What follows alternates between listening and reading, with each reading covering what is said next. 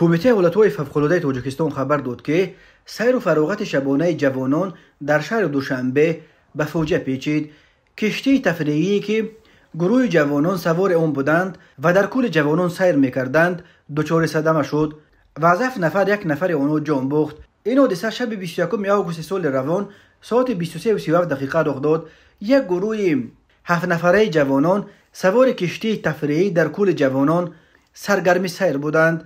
کاتر را با سرعت خیلی بلند می‌راندند و هنگام گردش کشتی موازنت را گم کرد و چپگردان شد و سرنشینان آن همگی زیر آب رفتند.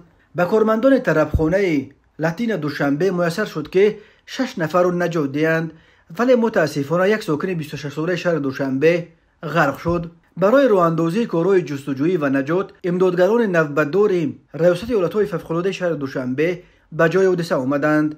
ساعت 00:55 جسد جوان پیدا و به کارمندان میلیشیا سپرده شد. در عین زمان مقامات حفظ حقوق سبب این حادثه را تحقیق میکنند.